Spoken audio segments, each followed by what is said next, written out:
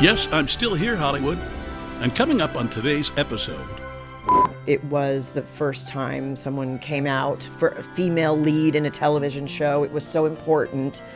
We all knew that Ellen was gay. I had forgotten the bomb threats and the dogs sweeping the studio every tape night, where we would all clear the stage and they would make sure that someone wasn't going to bomb us. It was, the world off its axis for everybody. It was, the world lost Princess Leia. I lost my mentor, my mirror, and my big sister. Growing up in showbiz like today's guest did is a smidge different than how most of us were raised. Finding your path when your parents are Hollywood royalty can be interesting. And what do you do when your big sister is an actual princess from a galaxy far, far away? Well, you forge your own path, co-starring on a groundbreaking and eventual controversial comedy series. This is Still Here Hollywood. I'm Steve Kmetko. Join me with today's guest, actor Joely Fisher. Hi, Joely. Thanks for coming in. Hi, Steve. I appreciate it. You know what I thought about when I was first reading up on you is you were born in a trunk, weren't you? I was. I call it the fishbowl. Your father was Eddie Fisher. Yes. Your mother is Connie Stevens. They were both big household names. Yeah. At one time. I kind of I call myself carny folk. And my mother always called me the gypsy because I would rather be on the road than be home in school with people my age and doing appropriate things that small children should be doing. Well, if you don't learn appropriate things, it's hard to learn inappropriate things. It's true. They you have to be carefully taught. Yes, you do. One of the things I'd like to ask you about Ellen, you were working on Ellen when all the stuff came out about her being gay. Do you remember what that was like at that time about all the uproar? And she was on, what was it, Time magazine, the cover of Time? And yeah, I often say, it was so great of Ellen to be the star of my show. I had the time of my life. I was on a magic carpet ride. And people were coming up and saying, oh my God, the show's so great. You're my favorite. And I was, okay, whatever. And when you and Ellen were on the fence at the spa, oh my God, they would actually recite lines from the show and talk about the bestie, Paige Clark. And we went to do the talk show on the 20-year anniversary of the coming out episode. I think it was 20 years. And it was Laura Dern who played, the object of her affection in the coming out episodes. Oprah, who played her shrink. Right. And then the cast. And we talked about what an impact it had on so many lives around the world. I mean, it was... it was the first time someone came out for a female lead in a television show. It was so important. We all knew that Ellen was gay. They tried to write it so that it was, palatable for the world to watch this female comedian and, and her dating life and whatever. And then they kept talking about it. Like, is she going to come out on the show? Is it going to happen? And she went to a meeting. I remember very, very distinctly. And she went to a meeting and she came back and her face was red. And I knew that she had been emotional. And she's like, we're going to do it. And she said she felt like she was a bird let out of a cage. And I could see it in her gait and in her everything, in her essence. And I knew that it was going to be something that was important. I knew it was going to be important. It had to be funny. It's a sitcom, And we started to, she went to a meeting, and I think it was Mike Ovitz and Michael Eisner were the heads of Disney at the time, me and Mo. And they were like, can't she just get a puppy? Can't she just get a puppy? So the coming out episode became the puppy episode. So we would joke all along the whole season. Here's where Ellen's going to get the puppy. I loved the way that my character was written because she represented a lot of people. Like, it's not just, everybody's not going to go, great, you're gay, I'm awesome, I'm going to accept that. my character was like, I'm going to have to like kind of live with this for a beat because you're my best friend. And I feel like maybe it's been a lie all this time. So I got to represent people in the country that were like, oh, let me just see how I feel about this. And then the next season got soapboxy and unfunny. I felt it sort of became something that America didn't want to see. But personally, I did see, and I had forgotten when we went on the talk show, I had forgotten the bomb threats and the dogs sweeping the studio every tape night, where we would all clear the stage and they would make sure that someone wasn't going to bomb us. And it was very, very dark. And I think that Ellen, I remember being at her house and she was involved with Anne Heche still at the time. And there was press outside the door. And I was like calling Chris and I was like, I think I'm going to stay over because it seems a little dangerous over here. And she was hysterical and my career's over. And then we all know what happened. It wasn't really over. No, it wasn't. Got even bigger. Yeah. Is it your half-sister or stepsister was Carrie Fisher? Mm-hmm. Half-sister. Half-sister? Did you just call her? She was just your sister, really? Yeah. I mean, I say nothing half about it. We have different moms. Her mom was Debbie Reynolds. A funny story is we were, in financial sort of disarray, which was oftentimes in this world, you're not always in the chips. And we rented our big house out to Herb Alpert in Holmby Hills and went to go look for a house. And my mom found one in Malibu. And she said, let's go live on the beach, my beach. And we rented a house for a year next door to Flip Wilson. His two daughters became our best of friends. And we decided we wanted to stay. So we went looking for another house. And, it was back when there weren't tennis courts on the beach and things like that. There are now, apparently. But we were on Carbon Beach and we walked out onto the deck of this little sandy, sort of salty little beach house. And my mom looked over and she's like, who's the asshole who has a swimming pool on the beach? And the real estate agent laughed and said, Debbie Reynolds. So we bought the house and we grew up next door to Mama Deb's and my half-brother, Todd Fisher. And Carrie would visit from time to time, but that was just in the height of like Star Wars and all the stardom that she was beginning to encounter. One time she came over with John Belushi and Dan Aykroyd, and they all wore sunglasses and didn't say very much. And, one could only assume. And we thought, oh, this is great. Eddie can come over and visit and see us all in one fell swoop. So he did one time. And we have a picture of it, but it was a Polaroid, and now we can't find it. I have so many questions to ask you. This is not going to be a linear interview. Yeah. I'm going to jump around because that's the way my brain works these days. You must miss Carrie a lot. I do. Do you? Yeah, it was, the world off its axis for everybody. It was, the world lost Princess Leia. I lost my mentor, my mirror, and my big sister. My daughters call her Big Auntie, although she was much, much smaller than me. And I would send her things to read and get her notes, which she was, immaculate in her notes and funny and the best brain that I ever knew, It ignited in me a writer, and that was quite cathartic for me to sort of, I think it's like our Fisher way to write it all down and to deflect with humor. And it was a tough thing. It was a tough moment in time. 2016 sucked, okay? My mom had a stroke and my sister died, and then her mother died the day after. I mean, it was a mess. So I took it all very personally and decided that I didn't want to be swallowed up whole by it. Although I did get my grief on, I really did. And I not regretfully, because I think it's important to process grief however the body and the mind and the soul and the heart feel it. Just do it,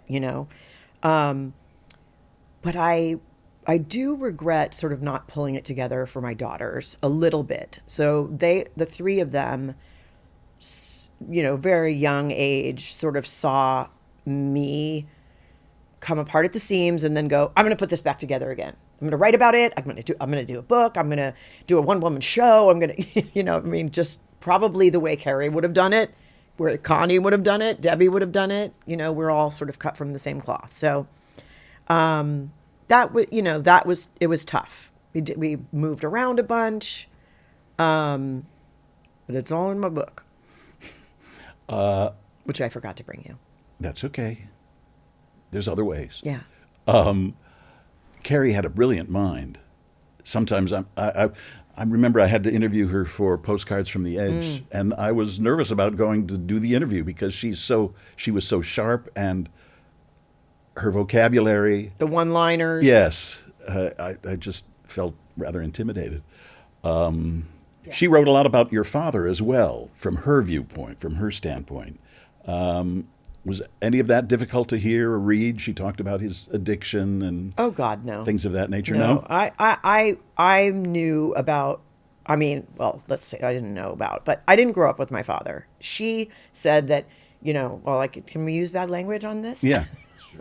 She says he fucked Debbie and left them. I don't remember him ever being in the house, so I don't feel that way. I never felt that way, although I was reading his book, which he spelled my sister Trisha's name wrong. He got the date wrong. He married Terry Richards on my birthday without realizing that it was all this stuff. And then I opened to a chapter and I said, Mom, were you not married when I was born? So this is a little girl saying, tell me the story. Like, do I have to read it in the pages of my dad who's high writing a book, who doesn't remember anything and making shit up? Carrie thinks that he was undiagnosed bipolar. I think that he was a child who grew up and had this big voice and performed and supported a family. And they realized that if he sang, people loved him, mostly ladies. And became, he was doted on by his mother. But he didn't understand parenting at all. It was like an ego trip. And so when I was 16 years old, I was going away to school in Europe. And I said, I'm going to go stay with my dad for 2 weeks before I go. And my mom's like, well, you might want to call him. And ask. And because the only times I'd ever seen him, he came once to take Trisha and I to a baseball game, which we were like, we really love that, but it was time to spend with our dad. And he showed up in a big white Cadillac, and we got into a car accident and never went to the baseball game. We got returned home immediately. One other time, we were like 12 and 13. He picked us up and we were going to go spend the weekend with him with his new wife, Terry Richards, who was Miss World something or other. And we got into a plane to go to Palmdale, Lancaster, that was piloted by Rudy Untertheiner, who was his plastic surgeon / dealer. So we get into a plane. My mom's like, I didn't know you got into a plane. What do you mean? And we went to, there was cocaine and there was stuff and there was silk sheets and a round bed. And we were like, what are we doing here? And I think probably Eddie thought the same. Why do I have my children here? So at 16, I invaded his life. I went to stay in his apartment. I kind of folded my arms and I was like, try to bother me, but I laughed. And he was super generous. He was freaked out. And from then on, I had a relationship with him. And when he died, I didn't realize how hard that was going to be for me. And we went and we had a little memorial service, kind of. My father should have had something grand and didn't. And my mom said, let's go to Factors and have bagels in Eddie's honor. And my sister, Trisha Lee, and I made a slideshow of all these beautiful photographs of us with our father. And my mom sat back and she's like, you spent a lot of time with Eddie. I didn't realize how many moments you actually had with him. And then Carrie showed up a little bit late, and the three of us read something that we had written about our father, and each of us said that we were his favorite. Nobody knew that we were all writing something, and I think it's because at one point in our lives he made us feel that way. So I do a tribute to him. I also let him have it in my book and in my show. Somebody said to me, when you write a memoir, there's no new information. It's all stories that you've told, stories that you've heard. It's just a new way of telling it, on the paper. And then they said, write like everybody's dead, which not everybody was. He was. So I am honest. What did you say to me on the phone the other day? You left blood on the page? I had an editor who said, I need you to bleed more on the page. So I immediately did.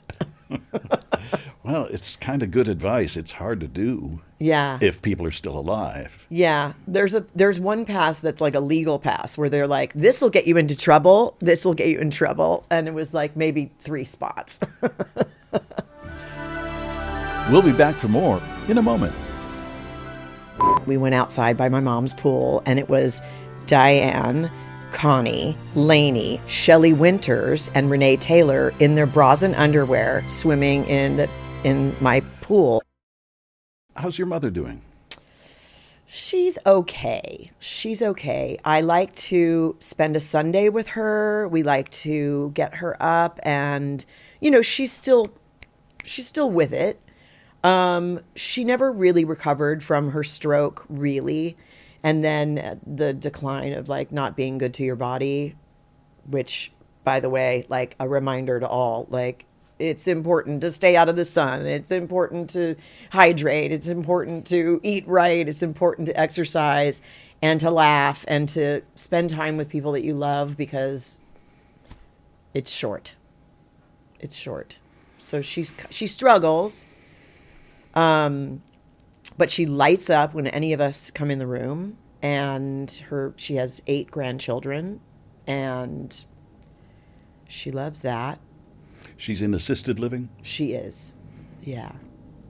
That kind of helps the mind. My mom was in assisted living for a number of years prior to her death, and puts your mind at ease a little bit. You know that they're being taken care of, at least. I mean, she's been there like a year and a half. We finally said we can't have her in the house by herself. She's gonna fall. Something's gonna happen, and but also we were racing to emergency rooms like quite a lot. And, my sister Trisha and we would be like, all right, you got this one. I'm over here, it became like a full-time job, and white knuckling the 101 across the valley to see if we were, needed. And we have, the blood pressure's good. Things go wrong, they go wrong, it's that age. But we haven't had a trip to the ER, there are people there all the time keeping her safe and be a companion for her. Right. What are you doing career-wise these days?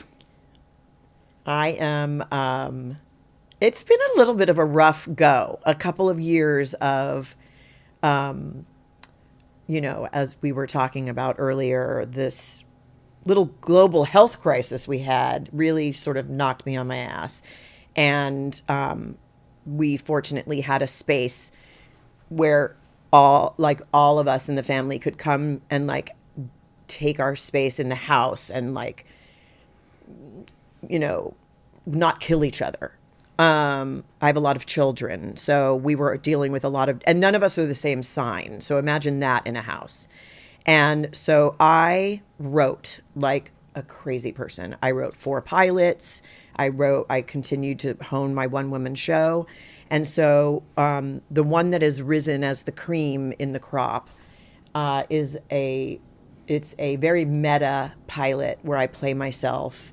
It's a little bit Curb.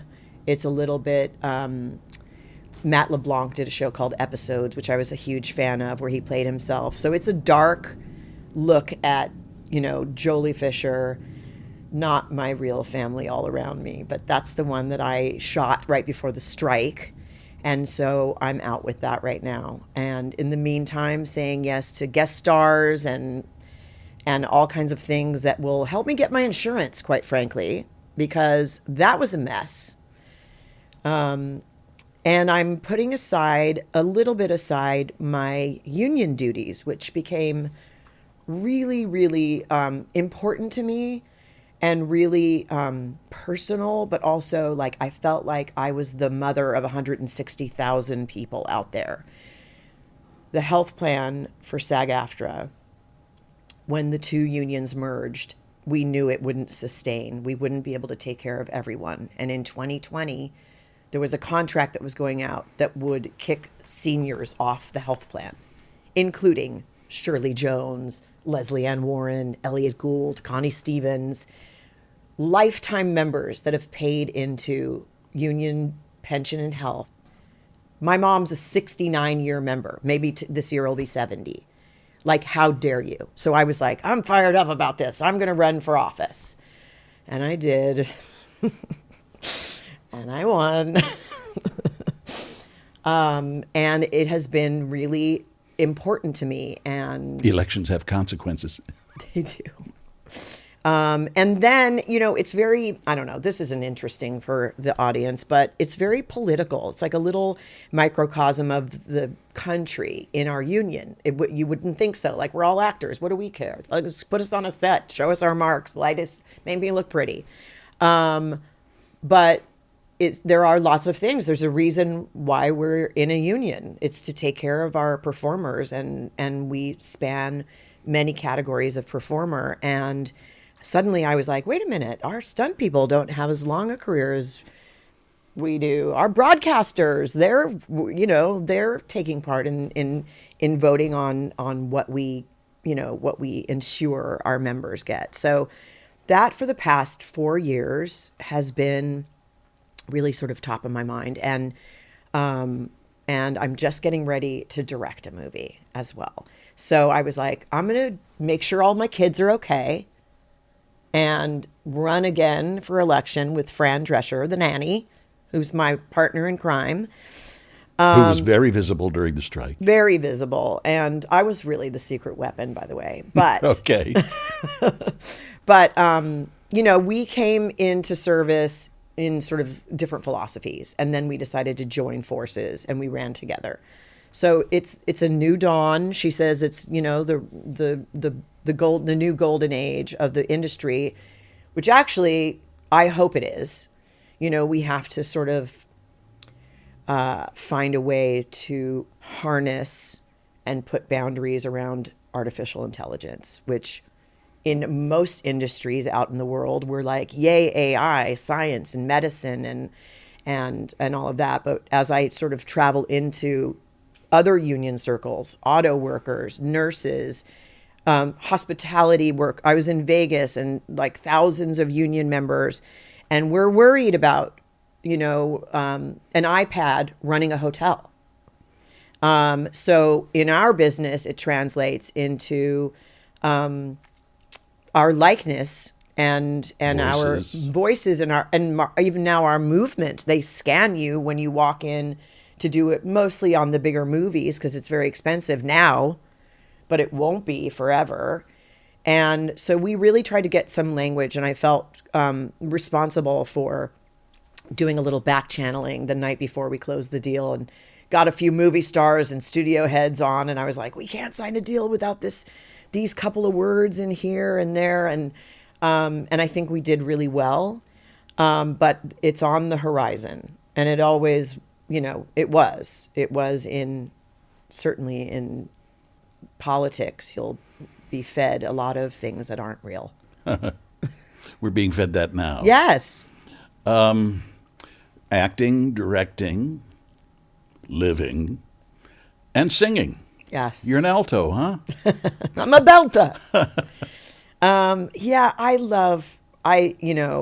don't want, oftentimes, what would you choose? Like, what's the one thing if you had to choose one? And I'm like, don't make me choose one. If they're going to let me continue to do all these things. Until they don't, then I'll do another Broadway show. I am super excited, and I am very emotional about going to New York next week, or whenever, some week, to see the opening of Cabaret, which I did on Broadway. And I've been invited to celebrate Joel Grey's 92nd birthday and see Eddie Redmayne in the role of the MC. It was a part of a lifetime. I did the national tour and then went to Broadway as Sally Bowles. Right. And, I'm anxious to see this new incarnation, but also, will be emotional too. What's the next one that I did Grease many years ago. I think I'm ready to play Mama Rose. I think I have my sights on Gypsy. That's like the summit. Right? Rizzo, Sally, Rose. That's like the part of a lifetime. Yeah. Everybody's a lot of people have tackled that. Yeah. That'd be quite a legacy. Great people. Yes. Great people. Starting with Ethel. My mom said she saw her do that part. Oh, really? Yeah. She must have been really young. I've also read something. I'm going back now. Did you fall asleep once when you were a kid, or did you sleep in the orchestra pit Oh my while your gosh. mother was performing? Yes, you told the punchline. Oh, I'm sorry. No, I'm just kidding. I'm kidding. I was like 3 years old, and we were at Harrah's Casino in Reno, and we often were in the dressing room very, very late, even as babies, and we had a governess mostly taking care of us while mom was on stage. But in this one evening, I disappeared. And my mom came off stage in her like sparkly flame sequin dress, sweaty from the night. And they came up and they're like, we can't find the baby. And she was like, that was my bad Scottish accent from the nanny. And we can't find her. We can't find Jolie. And my mom was like, what? They were like, don't panic. And she's like, what do you mean, don't panic? So there were cops there and the orchestra and the dancers running around in their G-strings. I don't know. I'm making that part up. And the concert mistress, who was the first chair violin, they wore long black gowns, and she came with me in her arms with her long black gown over, and she was, she's sleeping. And so my mom woke me up, and she was like, Jolie, you can't just go off like that. You have to tell someone where you're going. And I told my mom that I wanted to hear the music from the inside. And she knew it was over. That it was going to be a life of wanting to hear the music from the inside, and it wouldn't be the last orchestra pit I climbed into. Ooh. Do we want to go further with that? I don't know. You've worked with a lot of famous people, a lot of very talented people. Do you have people that you consider instrumental in how you do some things? That's interesting. I've been cutting this show that I'm doing now where I play myself, and I have been looking at, there are about 7 minutes of my life that are undocumented. So I found this crazy box of, you remember those little DV tapes? They were like the little, you put them in the video camera and then you could put, whatever. So I found this big box of tapes, and I was like, oh my God, I don't know if I have the camera to play them back. Like, how do I'm looking on Amazon. It's like $1,000 to get a reader for it. And I was like, oh God, I don't know. So my husband was on location, and I'm like, do you know where that video camera is with the little tapes? And he's like, I don't know. We've moved 13 times. I don't know. And so I open my eyes and I look up on a shelf across from my bed, and the video camera is sitting on the shelf with the battery and the charger. I do not know how it got there. I think God sent it. So I'm like, now I'm trying to find the cords to connect. So I start to look through these tapes, and I'm like, this is an idea. This is my show. I'm going to show actual footage of Jolie as a child, of Jolie on stage, Jolie doing benefits, clips of me doing sitcoms. And so I watched last night, somebody else had made a compilation of me and Brad Garrett. We did a series together called Till Death for 4 years at Fox. And I remember, I think somebody may have been cast in it, or they were talking about someone else in it, and they had the same casting director that cast me in Ellen sent me the script and said, "You've got to read this. It's you." And I opened up the script and I'm like, it says we've been married 23 years. I'm way too young to play this. And so, because this is, almost 20 years ago now, maybe. Yeah. And she's like, just read it. It's television. You've been married 20 years. It's Brad Garrett. He's delicious. It'll be great. So the next day I went to a chemistry read and it was like, bam, like it was on. And I saw this thing on YouTube that somebody else put together, like Eddie and Joy, the love story. And I was like, we had incredible chemistry. Incredible, like from the get. And so I adore him for that, for bringing that out in me, he's filthy dirty, by the way. Like, it was before Me Too. I mean, I kept saying, if you could hear the transcripts being read aloud in the courtroom, we'd be in a lot of trouble. But we went toe to toe and I felt safe to try stuff. And then I ended up directing a few episodes and really, just kind of honing in that comedic flying without a net.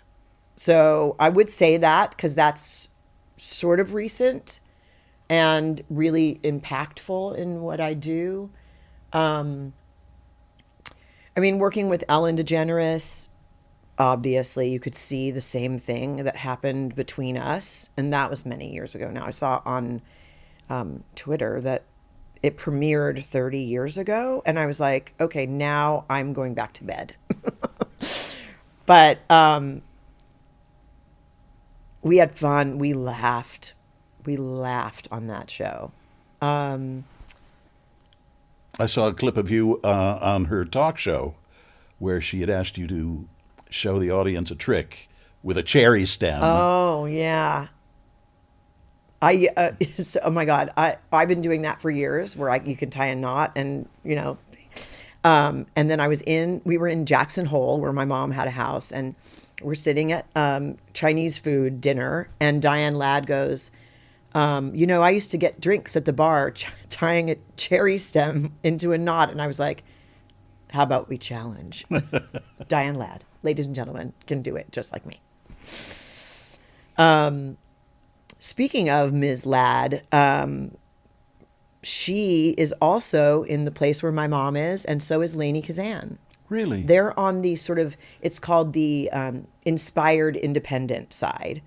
So they are still able to get around by themselves. And we have actually Lainey and her family, we all spent Easter Sunday hanging out in the dining room together. And it's good to, and Renee Taylor is also one of the gang. And, for a while there, that was the show. We were going to, it's like get these besties all together.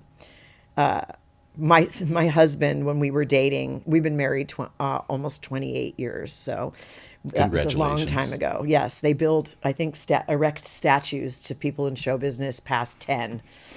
But we were dating and he came over and we went outside by my mom's pool and it was Diane, Connie, Lainey, Shelley Winters, and Renee Taylor in their bras and underwear swimming in my pool. That's what you should have a tape of. I mean, I wish I had that on tape. I do have some pretty rare footage of Connie and Debbie. I have some kind of David Lynch style video of Diane.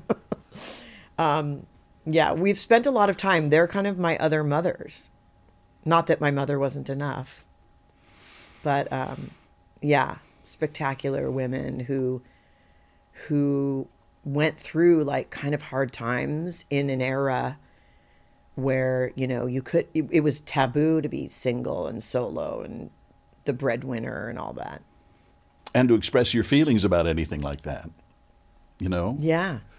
I was at a restaurant once in Santa Barbara eating outdoors with a friend, and I heard this very loud laugh, and a woman telling a story, and I said, I know that voice. And I turned around, and sure enough, it was Lainey Kazan. Yeah. She was entertaining the entire table. I'm sure. It's quite a character. Steve Martin, you worked with Steve Martin, right? I did. And? I actually tell this story because I think it's just a sweet story. I got hired to play a small role in Nora Ephron's Mixed Nuts, which I had to audition a few times for. And back in the day, I was just thrilled to be in a role in a movie with all these big stars. And Steve Martin played my fiance, or I played his fiance, however you want to look at it. And my scenes were all on the phone with him. And I had my first day there, and I had a 6 a.m. call, and Juliette Lewis was there, and Liev Schreiber, and there was the other people, Rita Wilson, and they were all getting ready to do their other scenes, but I was first up, and Steve Martin came and sat and did the off camera. He didn't work that day, and I was like, wow. Like, I would do something like that. I think that probably taught me to show up on time, to do the off camera. I've heard terrible stories about people like, asking to not be there because their turnaround and, can they just do their side without me? And I'm like, why would you ever do that to another actor? It's a tennis match. It's a give and a take. And I just really was impressed by that. Jim Carrey. Amazing. Again, I auditioned a couple of times for that small role and went to work, and this new talent, Jim Carrey, was playing. It was, oh my God. And I went to see these people on my first date with my husband, REM. Okay. So he was playing REM really loud in the trailer, like it was like rocking, and there was a lot of caffeine ingested. And he was funny and tried things and made me feel good, and just that one scene, and I knew he was going to be a star. I was just I was only around for a day. I encountered him once in an interview situation. I was amazed too by his mind and the speed at which he worked. He reminded me a lot of a man who I was so impressed by and so in awe of, Robin Williams. Years later, now that I think about it, I did spend time with Jim. He was dating a friend of mine, and we spent a bit of time and played poker, and we were in Vegas at the same time. And I saw what I see often in the funniest people on the planet is, sort of a dark, sort of a tragic side, or else they don't. But I don't know. He probably would be mad if I called him tragic, but I think there is that in most of our funniest, brightest comedians, that there's that stuff underneath. I know this is kind of a hard question to answer because you don't know any life other than the one you've lived. Mm-hmm. But if you hadn't done what you're doing, what do you think you would have done?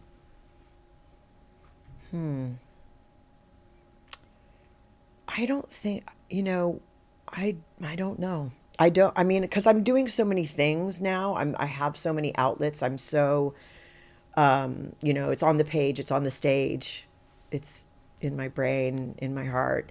I made a joke that I would be, Julie McCoy, the cruise director on the Love Boat. But that's sort of show business too. I do love a cruise. I have yet to take one. Oh my God. Well, I don't know about now, but we were actually on a family cruise right before COVID. New Year's Eve, which is my anniversary. And my mom was there and all the grandkids, and we were all on a cruise. And I was like, we kept like washing our hands. And I was like, there's crowds of people. And I'm like, why are we doing all? And then of course the worst happened. I came out singing. I literally did. My mother was in twilight sleep in Burbank. My father was on stage at the Frontier Hotel. Steve Wynn was a busboy, clearing Tom Collins's off the table. And it was a late show, and my father was on stage, and they rang him, and they brought a phone out on stage as I came out into the world. And those days, they used to smack you on the ass to get you to cry. And so they did, and my first sound came out over a microphone on stage in Las Vegas. So I was destined. I'll bet it got a round of applause, too. Eddie was quelling. But yeah, it was, I was really, I went to 14 schools, not because I was a bad kid. I was never kicked out. I just was always uncomfortable. It's like a different grade every school. Yes, sometimes 2 in 1 year. 10th grade I spent in 2 schools. That'll play with your head. And it wasn't like, I was an adult in a child's body, because I was an adult in an adult's body. I was already, grown and curvy and smart and getting good grades no matter where I went. But I really just didn't feel like it was where I belonged very early on. I don't know. I don't know. What's the most important thing to you in your life right now? I'm going to say the wrong thing. I woke up on my birthday last year, and it was very strange because I was in this retreat in Ojai that was kind of like, festival lights and music, and my husband was supposed to go with me, and you get these crazy yurts out in the desert, and he got COVID. So I was like, I'm going to still go because it's my birthday. And he was like, yeah, what am I going to do? Like, sit in a mask, and you're in one room and I'm in another. And I was like, so I went, and it was exactly how it was supposed to be. I woke up on my birthday and I was like, I am going to make my movie. I'm going to do my show. I'm going to, life is short, the shit out of this thing right now. I am going to manifest. And it's sort of working. I'm doing what I love again. That sounds like a good place to go. Thank you, Jolie. One other question I wanted to ask, and it comes from the best place. Where does the name Jolie come from? Well, my mother says that she read it in a French magazine, Jolie, yes. Jolie, and just changed up the spelling. My father will say that I was named after Al Jolson because he was Jolie baby, and he would be on stage and he'd see an empty seat in the house and he'd say, somebody died because they wouldn't have missed Jolie. Thank you. This was nice. My pleasure. I appreciate it. Sure. Still Here Hollywood is a production of the Still Here Network. All things technical run by Justin Zangerle. Theme music by Brian Sanashin. And executive producer is Jim Lichtenstein.